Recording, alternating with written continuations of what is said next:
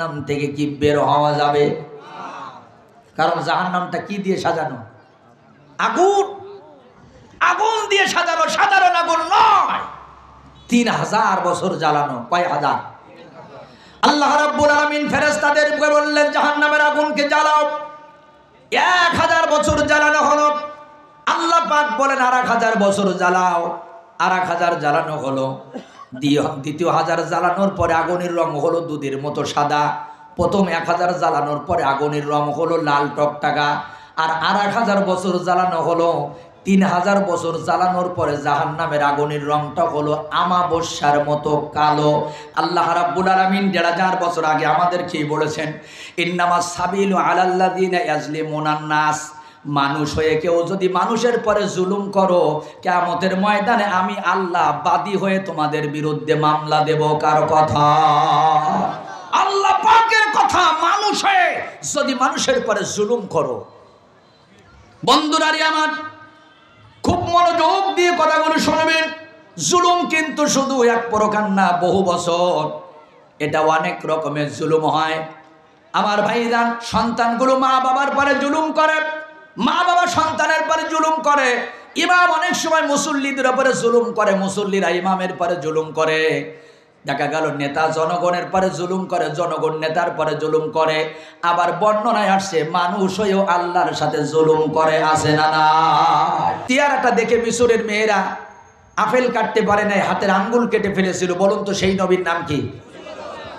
একটু হজরত লাগান। হজরতে ইউসুফ আলাইহিস সালাতু ওয়াস সালামের যার চেহারা এত ভালো যে মেয়েরা আপেল না কেটে আঙ্গুল কেটেছে। চেহারা কি খারাপ না? বলো, কত ভালো চিন্তা করেন।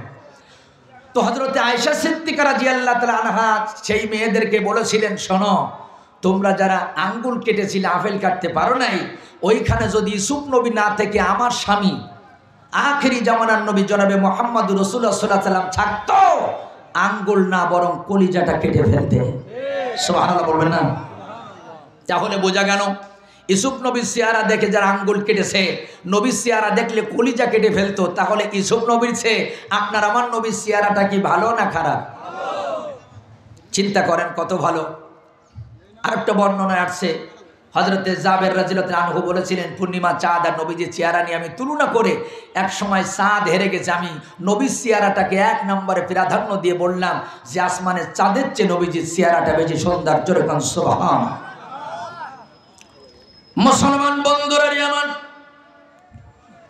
সেই সুন্দর নবী, হানচাম স্মার্ট, সুন্দর চেহারাওয়ালা নবী বসে আছেন।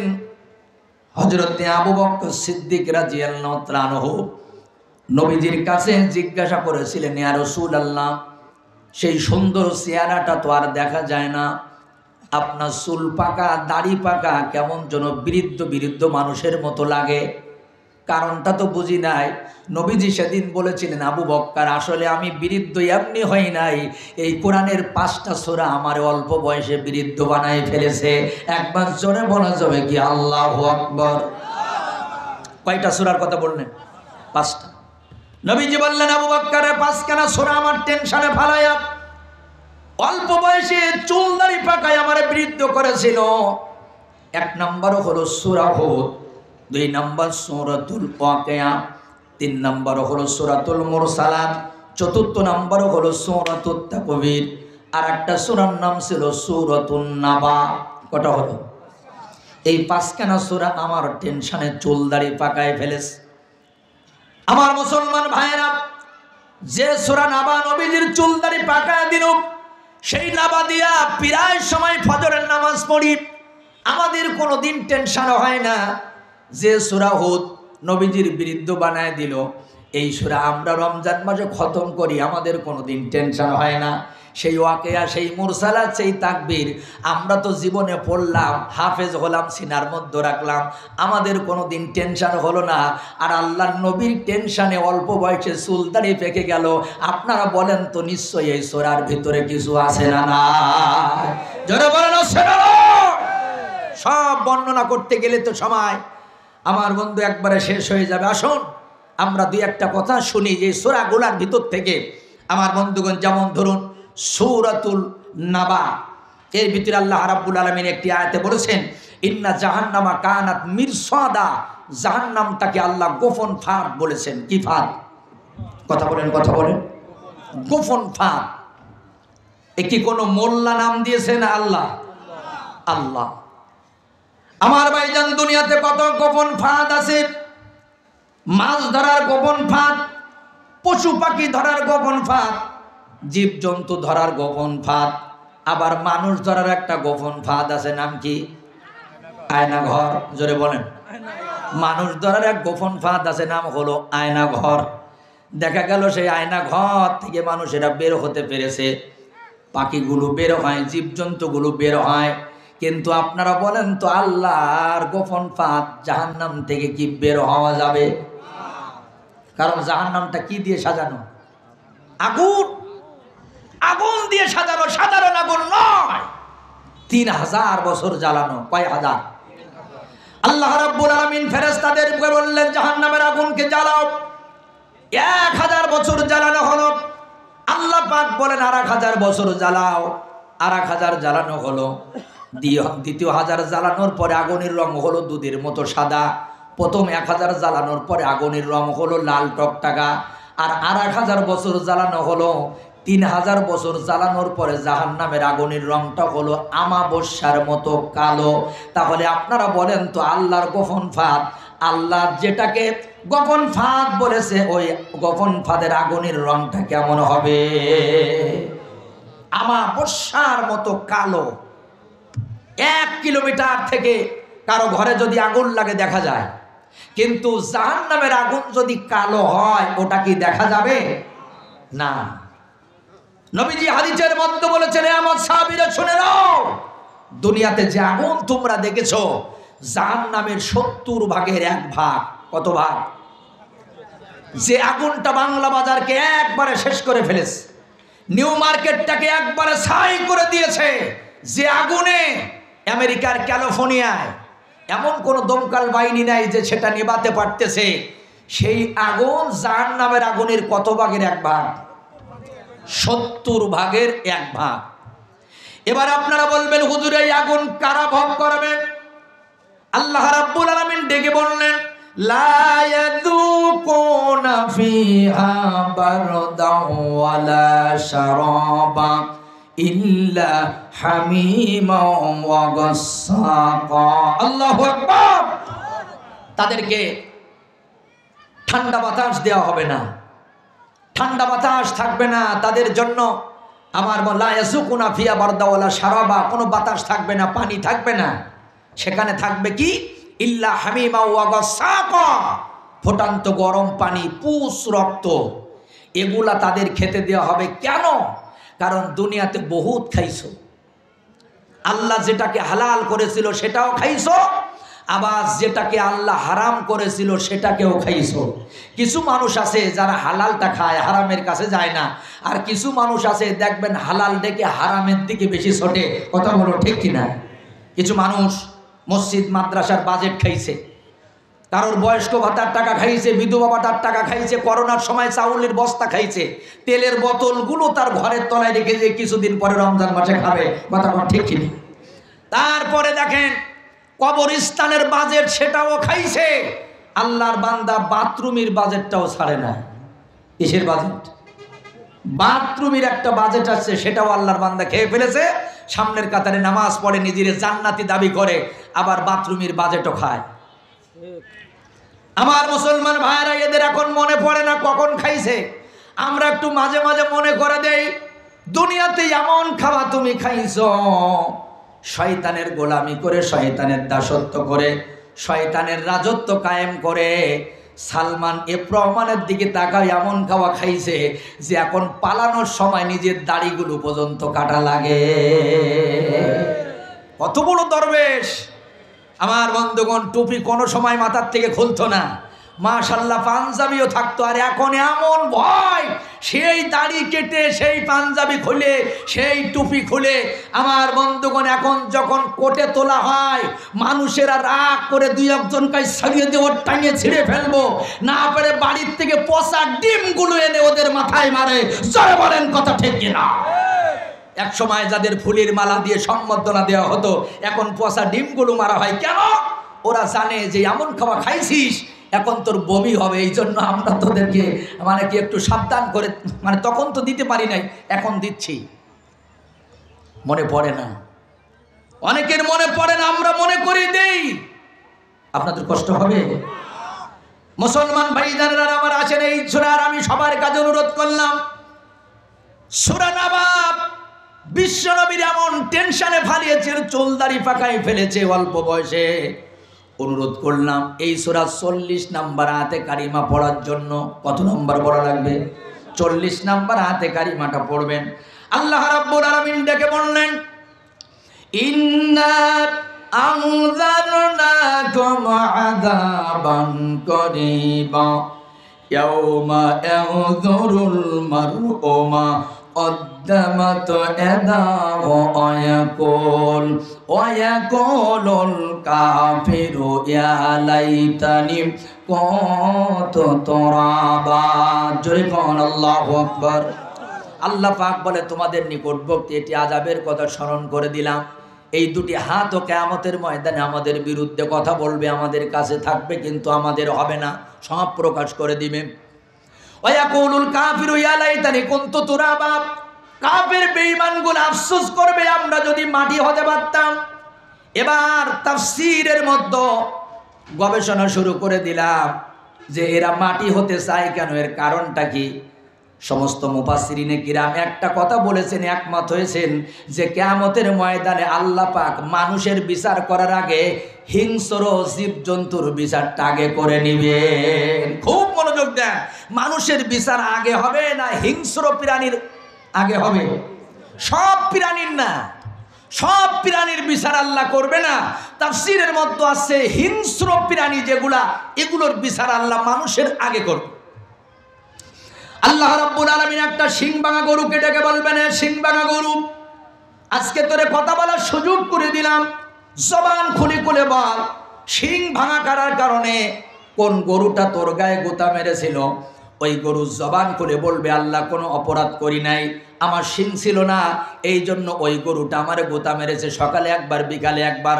আল্লাহ পাক বলে তোর ধারালো শিং দিলাম আর ওর শিং দুইটা ভেঙে দিলাম, এখন ইচ্ছা মতো তুই তোর প্রতিশোধটা নিয়ে নে, প্রতিশোধ নেওয়া হয়ে যাবে। আল্লাহ পাক বলবে তোরা মাটি হয়ে যা, ওরা মাটির সাথে মিশে যাবে।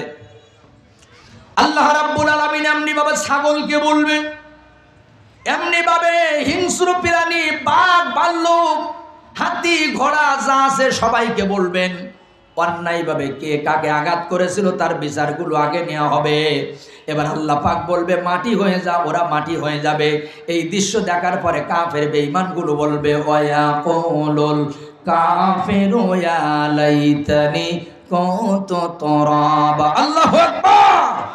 ওরা তখন আফসোস করবে আমরাও যদি মাটি হতে পারতাম। আচ্ছা আপনারা বলেন, যেখানে আল্লাহ জীব জন্তু গরু ছাগলেরও বিচার করেছে, ছাড় দেয় নাই, অন্যায়ভাবে আঘাত করার কারণে মানুষের কি ছাড় দেওয়া হবে? জোরে বলেন। তারপরে দুই একজন আফসোস করি বলে, জানো নামাজ কালাম করি নাকি এমন এক নবীর উম্মাত আমাকে না নিয়ে জান্নাতে যাবে না। আবার দুই একজন বলে যে নামাজ পড়ি না তো কি ঈমান ঠিক আছে, কথা কোন ঠিক কিনা? যে বলে যে নামাজ পড়ি না ঈমান ঠিক আছে, এর মতো বাটপার, এর মতো বড় সিটার, এর মতো বড় শয়তান আর একটাও হতে পারে না। এগুলো হলো আন্তর্জাতিক মুনাফিক। কথা বলেন কি? কথা বলেন। আন্তর্জাতিক কি? মুনাফিক। আসলে দুনিয়াতে দল কিন্তু দুইটা, একটা হলো শয়তানের দল আর একটা হলো আল্লাহর দল। আপনি যে কোনো একটা দলে যাবেন তাহলে আপনার মানুষের পরিচয় হবে, কিন্তু মুনাফিক যারা, এদের কোনো নির্দিষ্ট দল থাকে না, যখন দিয়ে দল ক্ষমতায় যায় সেই দলে ডিগবাজি মারে, এজন্য এদের নাম কি? মুনাফিক। যখন যে দল ক্ষমতায় যাবে না সেই দলে ডিগবাজি যাবে। ওই যে কিছুদিন আগে দেখলাম এক দলের মিছিলে থাকতো, জামাত শিবির আর বিএনপির গোষ্ঠী উদ্ধার করতো, দুই একটা মৌলবীদার সকাল বিকাল নাস্তা কর। এখন আবার ওই দল বাদ দিয়ে এখন দেখি এই দলের সামনে আগে থাকে, ভাই ভাঙিয়ে ফেলবো, সব আগুন ধরাই দেবো। একজনে জিজ্ঞাসা করলাম, ভাই তোরে আগে তো ওই দলে দেখা যেত, এখন আবার এই দলের মিছিলে কারণটা কি? ভাই হুজুর জীবন বাঁচানোর জন্য কত কিছু করা লাগে। এগুলো কি মুসলমান না আন্তর্জাতিক মুনাফিক? একেবারে টাটকা আন্তর্জাতিক মুনাফেক এগুলা। যদি এই ধরনের কোন মুনাফেক আপনার এলাকায় মারা যায়, ও জানাজায় কি যাওয়া লাগবে না? ও বাড়ি নাক ডাকায় ঘুম পড়বেন, আপনার নেকি হবে। কারণ মুনাফেকের জানাজা পড়া নিষেধ করেছে কে? এ মোল্লার কথা না। ওয়ালা তুসাল্লি আলা আহাদিম মিনহুম মাতা আবাদা ওয়ালা তাকুম আলা কবরি। আল্লাহ পাক বলেছে মুনাফেকের খালি জানাজা না, ওর কবরের কাছেও দাঁড়ানো যাবে না। ওই মুনাফেকের যদি কেউ মাটি দিয়ে আসে, ওর কবরের কাছেও দাঁড়ানো যাবে না, ওর জন্য দোয়াও করা যাবে না। এবার আপনারা বলবেন হুজুর তো আপনারা জান কেন? আপনারা ইমাম যদি না জানতো আমরা আরে আমরা তো চাকরির জন্য অনেক সময় যাওয়া লাগে, কিন্তু আমরা হুজুররা বুদ্ধি আছে। ওই মুনাফেক এলাকায় যে কোটা দেখি কোরআন বিরোধী, ইসলাম বিরোধী, আলেম ওলামা বিরোধী, সারা জীবন মাহফিলির বাঁশ দেশে কঞ্চি দেশে মাহফিল বন্ধ করেছে, ওগুলো মরার পরে ওদের জানা যায় কিন্তু উজু করে যায়নি। কি করে বলেন তো? ওদের জানা যায় যাওয়া যাবে কিন্তু উজু করার দরকার নেই। যদিও পারেন একেবারে টাটকা মুনাফেক যদি দেখেন, বাথরুম করে পানি খরচ করার দরকার নেই, ওদের ওইভাবে যাবে। কারণ তোর মতো মুনাফেকের বাচ্চার জানাজা পড়তে হবে, কোন বক্তা বলি যে উজু করা লাগবে? আল্লাহ নিষিদ্ধ করে তোর জানাজা পড়া যাবে না। আমার মুসলমান ভাইয়েরা, আমি একটু গরম গরম কথা বলি তো, এই জন্য আমার ওয়াজে বাদ দিয়ে একজন বেজার হয়, ঠিক কিনা বলেন? ওয়াজ শুনে যদি গা জ্বালা না করে তা কি ওয়াজ হইল? 16টা বছর খালি ওয়াজ করলাম, বাবা কান্দ কেন, অত কান্দিবে কেন? কান্নার সময় আছে, প্রতিবাদ করার সময় আছে নাই? জোরে বলেন সময় আছে না নাই? শোনেন, নতুন একটা কথা বলে গেলাম। প্রত্যেকটা মোমেন মুসলমানের আল্লাহ পাক 2 দায়িত্ব দিয়ে পাঠিয়েছেন। কয় দায়িত্ব? একটা হলো ইবাদত, আর একটা হলো খেলাফত। আবার বলেন, প্রথমটার নাম কি? ইবাদত। দ্বিতীয়টার নাম কি? খেলাফত। চাচা, ইবাদত খেলাফত কেমনে বলবেন? সহজভাবে বোঝালাম। আপনার ছেলেরে ফজরের সময় দাওয়াত দেবেন, বাজার মসজিদে যাচ্ছি তুমি চলো, ছেলে ইয়ারফোন কানে দিয়ে বলবেন তুমি যাও, তোমার বুড়ো মানুষ সেই কাজ নেই, তুমি যাও। দাওয়াত দিলেন নামাজের, ওটার নাম ইবাদত, নেকি পাবেন। দ্বিতীয় দিন আপনি ছেলেরে আবার ফজরের নামাজের দাওয়াত দেন, ছেলে একই ঝাড়ি মারবে, একই কথা বলবে, আপনি মসজিদে যাবেন, আপনি নামাজের দাওয়াত দিয়েছেন, নেকি পাবেন, ওটার নাম ইবাদত। 3 নম্বর, আপনি ছেলেকে আবার দাওয়াত দেবেন, বাবা মসজিদে চল, নামাজ পড়া ফরজ। ছেলে আবার একই ঝাড়ি মারবে, আমি পারবো না, তুমি যাও। সে গান শুনতেছে, ডিজি গান, আর আপনি মসজিদে নামাজ পড়েছেন, দাওয়াত দিলেন, কয়দিন? এর নাম ইবাদত, নেকি পাইছেন। এবার 4র্থ দিন আপনার খেলাফত প্রতিষ্ঠিত করতে হবে। 4র্থ দিন আপনি হয় একটা খেজুরির ডাল অথবা কাঁচা কুলসি, এটা হাতে করে নিয়ে ও রুমের সামনে গিয়া বলবেন, বাজার মসজিদে চলো, যেই ঝাড়ি মারবে তুমি যাও, অমনি করে জামার কলে আর দুটি খালি চপাত চপাত করে শুরু করে দেবেন। ও দেখবেন ওদিন মসজিদে যাবে, জুতো নেওয়ার টাইম পাবে না, ঠিক কিনা বলেন? ও মসজিদে যাবে বিনা উজুতে, যাই করে আব্বা উজু করি আসি। তাহলে 3 দিন নরম নরম দাওয়াত দিলেন, এটার নাম ছিল ইবাদত। আর 4র্থ দিন খেজুরির ডাল আর কুঞ্চি দিয়ে যেটা করলেন, এটার নাম কি? এটার নাম হলো খেলাফত। এর জন্য আমার বন্ধুগণ, যারা মনে করেন সারা জীবন শুধু ইবাদত করব, খেলাফত প্রতিষ্ঠিত হবে না, আল্লাহর কসম দিয়ে বললাম, বাংলাদেশটাই আমেরিকা করতে সময় লাগবে না। জোরে বলেন ঠিক কিনা? আজকে হয়তো আমরা আপনারা মিছিলের সামনে যাই নাই, টিভিতে সামনে দেখেছিলাম, কিন্তু ওই আল্লাহর বান্দাদের কথা মনে করেন, যিনি বলেছিল বিড়ালের মতো 500 বছর বেঁচে থাকতে চাই না, সিংহের মতো 1 ঘন্টা বেঁচে থাকতে চাই, হাসতে হাসতে ফাঁসির মঞ্চে যাব, রাষ্ট্রপতির কাছে জীবন ভিক্ষা চাওয়া হবে না। তার ইবাদত যেমন ছিল, তার খেলাফত তেমন ছিল।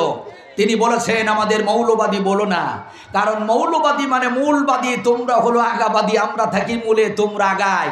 12 কোটি মানুষ আস্তে করে যদি গাছের গোড়া নাড়া দেয়, বাংলাদেশে জায়গা হবে না, দিল্লির মামু বাড়ি যেই পড়বা।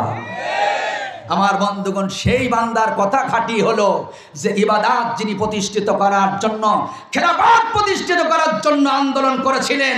আমার বন্ধুগণ, আজকে সেই আল্লামা সাঈদীর উত্তরসূরি হয়ে এই চুপনগরবাসী আপনাদের প্রতিজ্ঞা করতে হবে, আর কোন নাস্তিক মমতাজকে আমরা সংসদের পবিত্র চেয়ারে যাইতে দেব না। ওই সংসদের পবিত্র চেয়ারে আমরা মিজানুর রহমান আজহারীকে দেখতে চাই। ওই সংসদের পবিত্র চেয়ারে আমরা আর কোন চোর ডাকাতদের দেখতে চাই না, আর কোন কাউয়া কাদের আর শাহরিয়ার কবিরকে দেখতে চাই না। ওই সংসদের চেয়ারে আমরা আল্লামা মামুনুল্লাহ সাহেবকে দেখতে চাই, মুফতি আমির হামজার মতো মানুষকে দেখতে চাই, ঠিক কিনা বলেন? আমার বন্ধুগণ, শুধুমাত্র তসবিহ নিয়া, টুপি নিয়া, জিকির নিয়া বসে থাকলে হবে না, আমাদেরও ময়দানে কাজ করতে। আল্লাহ রাব্বুল আলামিন ১,৫০০ বছর আগে আমাদেরকেই বলেছেন, ইন্নামাস সাবিলু আলাল্লাযিনা ইয়াজলিমুনান নাস, মানুষ হয়ে কেউ যদি মানুষের পরে জুলুম করো, কিয়ামতের ময়দানে আমি আল্লাহ বাদী হয়ে তোমাদের বিরুদ্ধে মামলা দেব। কার কথা? আল্লাহ পাকের কথা। মানুষ হয়ে যদি মানুষের পরে জুলুম করো। বন্ধুরারি আমার, খুব মনোযোগ দিয়ে কথাগুলো শুনবেন। জুলুম কিন্তু শুধু এক প্রকার না, বহু বছর এটা অনেক রকমের জুলুম হয়। আমার ভাইজান, সন্তানগুলো মা বাবার পরে জুলুম করে, মা বাবা সন্তানের পরে জুলুম করে, ইমাম অনেক সময় মুসল্লিদের উপরে জুলুম করে, মুসল্লিরা ইমামের পরে জুলুম করে। দেখা গেল নেতা জনগণের পরে জুলুম করে, জনগণ নেতার পরে জুলুম করে। আবার বর্ণনায় আসছে মানুষ হয়েও আল্লাহর সাথে জুলুম করে, আছে না না? ইন্না শিরকা লা যুলমুন আযীম, সব থেকে বড় জুলুম হলো শিরকি করা। কি করা? সব থেকে বড় জুলুম হলো শিরকি করা। তোমার বাপ রাস্তায় ভ্যান চালায়, মা লোকের বাড়ি কাজ করে, আর তুমি বড় পীরের মুরিদ, যেই ওরস আসে মুরগি আর ছাগল নিয়ে খালি হ্যাপ্পা মারতে মারতো ৮ রশি ধরে জান্নাতে যেতে চাও। আল্লাহ বলে ১ রশি, তুমি ধরে আসো ৮ রশি। কথা বলেন ঠিক কিনা? শোনেন, সবচেয়ে বড় পীর হলো তোমার মা, সবচেয়ে বড় পীর হলো তোমার বাবা। যদি খেদমত করতে হয় আপন মা বাবার খেদমত করো। যে পীর বাতিলের বিরুদ্ধে কথা বলে না, যে পীর কোরআনের বিরুদ্ধে আইন হলে ময়দানে নেমে পড়ে না, এগুলোকে বিশ্ব ওলি বলা যাবে না, এগুলো হলো বিশ্ব বাটপার। এরা বিশ্ব ওলি না, বিশ্ব বাটপার। এগুলো হলো বিশ্ব বাটপার। এজন্য আমার বন্ধুগণ, সবচেয়ে বড় পীর মা বাবা। এই পিতামাতার খেদমত করো, এদের চোখে পানি ঝরায় না। এরা যদি দোয়া করে তোমার জীবন সোনায় সোহাগা হবে। তবে হ্যাঁ, আমি একজন হক্কানি পীরের মুরিদ আছি, এমন পীরের দরবারে যেতে হবে যেখানে কোনো ভণ্ডামি নাই। জোরে কোনো কথা ঠিক কিনা? কারণ একটা গজল এক সময় শুনেছিলাম, এ গজলটা বলতো, এক লাইন বলে দেবো। কয় খাজার নামে মাজার করে, দেখাই কত খাজার শাম, দিনে করে ভণ্ডামি আর রাত্রি মারে গাজাইটা। দিনে ভণ্ডামি আর রাত্রি কি সেটা? গাজাইটা। খাজারো নামে মাজারো করে, দেখাই যারা খাজার শান, দিনে করে ভণ্ডামি আর রাত্রি মারে গাজাই টান। দাড়ি টুপি নাই যে ওদের আছে শুধু চুল, সুন্নাতের খবর নাই সে আশেকে রাসূল। মাজারে যাবে যারা ওরা হবে সর্বহারা, মাজারে যাবে যারা এরা হবে ঈমান হারা। দেখলে যায় না সে না মানুষ নাকি হনুমান, দিনে করে ভণ্ডামি আর রাত্রি মারে গাজাই টান। ঠিক কিনা বলেন আমার ভাইরা? এই জন্য কত বড় জুলুম আজকে আমরা সমাজে করি। বিশ্বাস করেন, সবচেয়ে বড় জুলুম হলো আল্লাহর সাথে শিরিক করা। এরপরে আর একটা জুলুম হলো, সবচেয়ে বড় জুলুম, মোল্লারা ধরা খেয়ে যাবে, আমরা বক্তারা যারা আমরা ধরা খাবো। কোন আয়াতে? সূরা বাকারার ১৪০। কত নাম্বার? আল্লাহ রাব্বুল আলামিন ডেকে বললেন, সব ওয়াইজিংটা শোনেন, ইমাম খতিব যারা আছেন, আমরা এক আয়াতে ধরা খাইছি জুলুমে। কি? আল্লাহ রাব্বুল আলামিন বলেন, ওয়ামান আযলামু মিম্মান কাতামা শাহাদাতান ইনদাহু মিনাল্লাহ ওয়া মাল্লাহু বিগাফিলিন আম্মা তা'মালুন। আল্লাহ পাক বলেছেন, ওদের মতো বড় জালেম আর একটাও নাই, যারা বক্তা হলো, ইমাম হলো, খতিব হলো, অথচ সত্য সাক্ষীকে গোপন রেখে শুধু কিসসা কাহিনী বলে গেল, সত্য কথা কোনোদিন প্রচার করলো না, গোপন রাখলো। ওমান আজলামু মিম্মান যুকিরা বিআয়াতি, আল্লাহ পাক বলে এরাই হলো সমাজের ১ নম্বরের বড় জালেম। কথা বলুন ঠিক কিনা? এজন্য আপনারা কোনো বক্তাকে জালেম বানাবেন না, কোনো ইমামকে দাওয়াত দিয়ে আপনারা জালেম বানাবেন না, কোনো খতিবকে জালেম বানাবেন না। ওই মসজিদের খতিব জুমার দিন জুলুমের বিরুদ্ধে কথা বলবে, জিনার বিরুদ্ধে কথা বলবে, সুদের বিরুদ্ধে কথা বলবে, ঘুষের বিরুদ্ধে কথা বলবে, আপনাকে সহ্য করতে হবে। কারণ আপনি কমিটি হয়েছেন সূরা তাওবার ১৮ নম্বর আয়াতে। কত নম্বর? ১৮ নম্বর আয়াতের। এটা প্রতিষ্ঠিত কখন হবে? যাদের এলাকায় মসজিদ আছে, মসজিদের কমিটি বানাইতে গেলে সূরা তাওবার ১৮ নম্বর আয়াত সামনে রেখে তারপরে কমিটি বানাবেন, এর আগে বানানো যাবে না। আর যদি এই আয়াতের আগে কেউ কমিটি করে ফেলেন, নতুন করে একটু নবায়ন করে নেবেন, তা না হলে সমস্যা আছে না নাই? আল্লাহ পাক বলেছেন, ইন্নামা ইয়ামুরু মাসাজিদাল্লাহ, আমার মসজিদের কমিটি কারা হবে? কারা হবে? হ্যাঁ, মান আমানা বিল্লাহি ওয়াল ইয়াউমিল আখির ওয়া আকামাস সালাতা ওয়া আতাজ যাকাতা, যার ভিতরে আল্লাহর ভয় আছে, আখিরাতের ভয় আছে, যিনি প্রকৃত নামাজি এবং যিনি যাকাত দেয়। আর 5 নাম্বার হলো ওয়ালা ইয়াখশা ইল্লাল্লাহ, আল্লাহর জমিনে একমাত্র আল্লাহকে ছাড়া কাউকে ভয় করে না, ওই ব্যক্তি ছাড়া কমিটির ভিতরে থাকতে পারবে না। এ কি মোল্লার কথা না আল্লাহর কথা? আপনি ইমাম সাহেব গুতুর দেখে বলেন হুজুর ওয়াজ করার দরকার নেই, কারণ ও নিজে সুদ করত।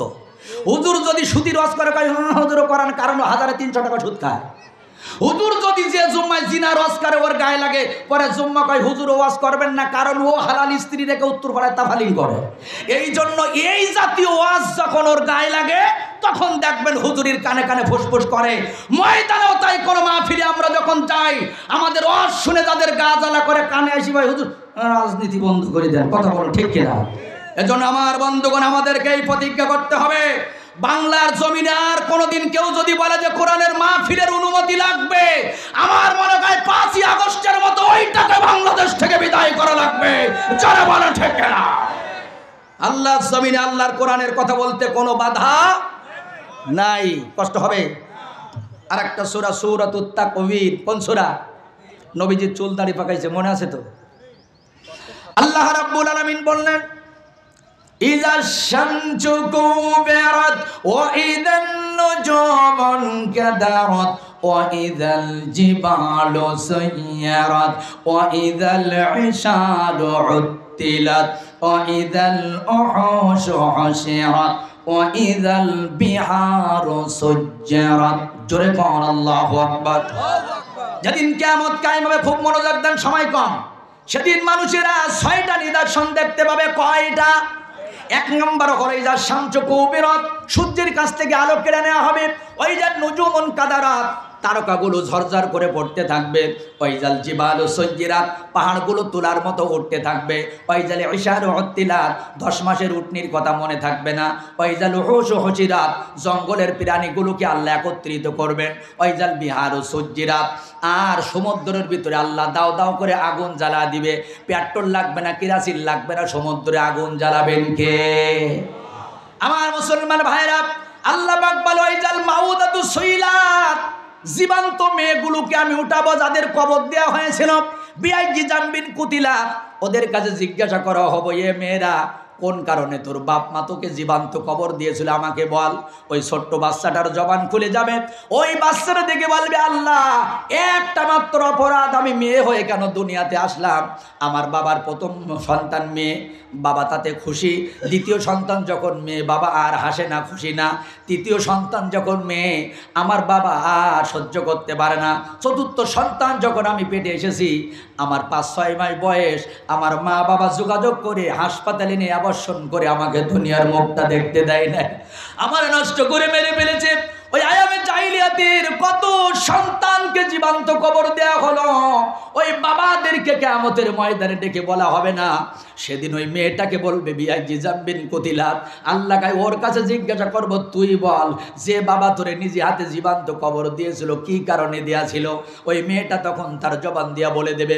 আমার মুসলমান ভাইরা, যে জাতি সন্তানদেরকে জীবন্ত কবর দিয়ে এত বড় জুলুম করত, ওই জাতিকে ষণ্ডের মানুষ বানানোর জন্য, জাহান্নামী যাত্রীদেরকে জান্নাতের পথ দেখানোর জন্য, অসভ্য মানুষদেরকে সভ্য বানানোর জন্য আল্লাহর নবী তাবিজ করে নাই, জাদু করে নাই। আপনারা সবাই এক বাক্যে বলেন তো, নবীজি ওই সমাজ সংস্কার করেছিল কি দিয়া?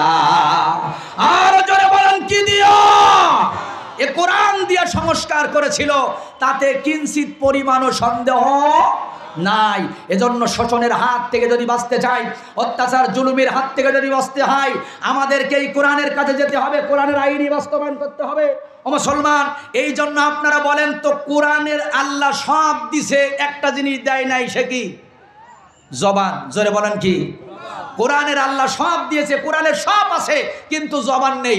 যদি কোরআনের জবান থাকতো, আসাদুজ্জামানকে আর এখানে টাকা দিয়ে আনা লাগতো না, আব্দুল্লাহ আলামিনকে আর আনা লাগতো না। খালি কোরআনের সামনে ধরলেই কোরআন এখানে ওয়াজ করতো। দুনিয়াতে আল্লাহ কোরআনের সব দিয়েছে, কিন্তু জবান দেন নাই। তবে আল কোরআন হুজ্জাতুল্লাহ ওয়া আলাইক, কিয়ামতের ময়দান আল্লাহ কোরআনের জবান খুলে দেবে। জোরে কোন সুবহানাল্লাহ। সেদিন কোরআনের পক্ষে কারা ছিল, কোরআনের দলে কারা ছিল, কোরআন বলে দিবে। তবে দুনিয়াতে যখন কোরআন আছে, জবান নেই, এই জবানের নাম হলো আলেম ওলামা। কারা? কথা বলেন কারা? দুনিয়াতে কোরআনের নাম হলো আলেম ওলামা। এখন আমরা কোরআনের চুমু খাবার আলেম ওলামার গলা টিপে ধরবো? হ্যাঁ, না। তাই যদি না হবে, কিংবদন্তি আল্লামা সাঈদীকে তারা ষড়যন্ত্রকে যখন মেরে ফেললো, শামীম সাঈদী বলেন, আমি এক অফিসারের পা জড়ায় ধরে বলেছিলাম, স্যার 52টা বছর যে ঠোঁটে তাফসীর করেছে, একটা চামচ পানি ওই বাবার ঠোঁটে একটু দিতে দেন। কারণ মা মারা গেছিল, বাবা জেলখানায়, বাবা মারা গেছে, আমার কি বড় ভাই রফিক বিন সাঈদী মারা গেছে, বাবা জেলখানায়, একটা চামচ পানি একটু দিতে দেন। তারা দেয় নাই, একটা সন্তানকে মরার আগে যেতে দেয় নাই। কেন? ওরা জানে আল্লামা সাঈদীর যে হার্ট, ওনার যে ব্রেন, ওনার যে স্মরণ শক্তি, 2টা সেকেন্ড যদি সময় পায়, সব সন্তানদের কাছে বলে যাবে কি অত্যাচার করে নির্যাতন করে তারে মারা হয়েছে। কথা বলুন ঠিক কিনা? আমার মুসলমান